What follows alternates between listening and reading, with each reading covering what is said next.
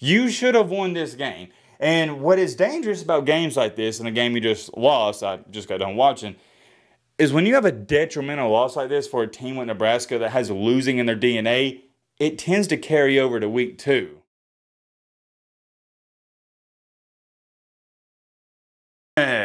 Well, that happened. I just got done doing my, actually right when I was doing my Florida live reaction video. Nebraska and Minnesota, they was in, what was it, like 2 minutes to get, it already wrapped up. But when I was setting up my stuff to do the video, Nebraska, let me lock in here, quit erasing. Matt, lock in. Nebraska and Minnesota, it's 3-10, right? 3-10. I'm like, man, Minnesota ain't done squiddly crap all day long on offense. And guess what happens? They convert a wicked 4th and 10. Dude looked like White Randy back in middle school, which was my nickname my peers gave me. Toe drag swag. Whew. Catches it. I ain't gonna lie. I thought it was out of bounds, but get that toe drag like White Randy. Whew.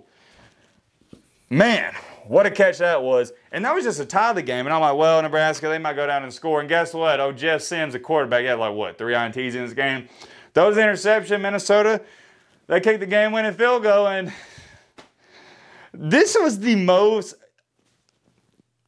trust me, nobody, and when I say, I mean, nobody loves to watch Nebraska lose and laugh at them losing more than me, myself, and I. It's so funny. The funniest part about Nebraska football is watching them sell out all their home games, watching them have, what is it, like 96,000 people in their stadium show up week in and week out, and they lose in the most miserable way possible. It feels like I've been saying this for the past 2 years.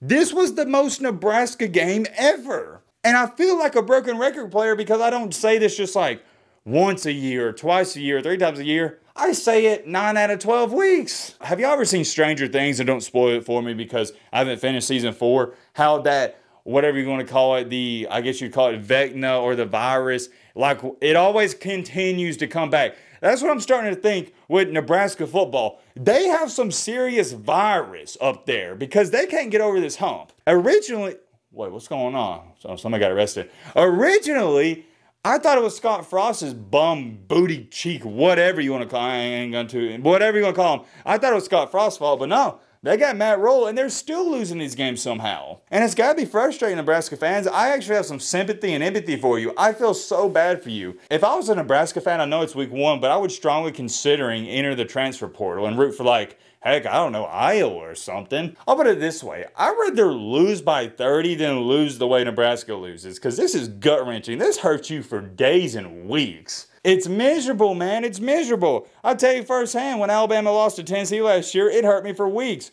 But when we lose a game by 10 or 20 points, it doesn't hurt me as bad. Now let me click back up here because I'm about to hit you with some fun facts. I'm actually curious. I'm going to pull up the box score because I want to see these final numbers. Jeff Sims was 11 for 19. Got it. 114 pass yards. Do that. And 1 tutty, which is all right, and it was on that weird trick play. 3 INTs. Let's circle that because that's why you lost the game. Let you look at this for yourself. 11 for 19, buck 14 through there, 1 touchdown on a crazy trick play. So can you count that? Sure. And that was like 30 of those chunk yards right there. So really like 70, whatever. We're going 114, 3 INTs, and it cost me 1 at the end. Here's the thing, guys. I don't care if Matt Rule is your head coach. I don't care if Nick Saban's your head coach. I don't care if you got Lincoln Riley back there. If you're a quarterback, goes 11 for 19 with 3 INTs, you're not going to win many football games, if any.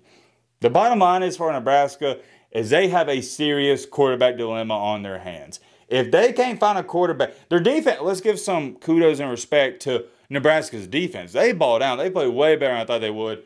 They were fantastic from top to bottom. You can't say enough good things. And also, I guess you want to give some credit to Minnesota's defense. We can do that as well, but I think it's more so of Nebraska's offense. Just Wasn't there today, and it shocks me because I predicted they were going to score in the high 30s. Yeah, I look foolish for saying that, but can you blame me? Matt Rhule is supposed to be known as this offensive mastermind and head coach, and it's also, you know, your typical Big Ten game.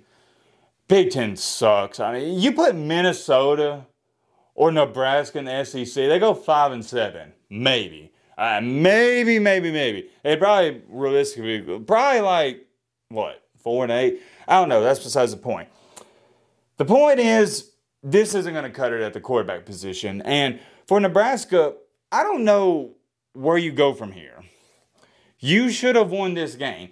And what is dangerous about games like this, and a game you just lost, I just got done watching, is when you have a detrimental loss like this for a team like Nebraska that has losing in their DNA, it tends to carry over to week 2. And then if you lose back-to-back games, it carries over to week 3, week 4, and then by week 5, everybody's giving up on the team, and you start talking about next year, and then by year 2, you start talking about a new head coach and blah, blah, blah. And I know there's going to be some Minnesota fans out there go, Matt, well, are you going to give us some credit? I mean, come on now, give us some credit. No, I'm not giving you any credit whatsoever. The storyline is Nebraska can't finish games.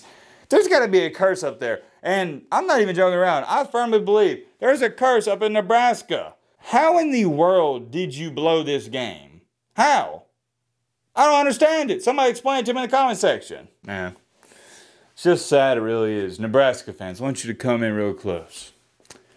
And this is to the Nebraska football team. You are losers. What do I say on my channel? Winners win, losers lose. Guess what? You know what you are. You're losers. So what do? You lose. And it's very similar to the Florida game. You outplayed Minnesota. You should have won the game, but you didn't win the game. You didn't make timely plays.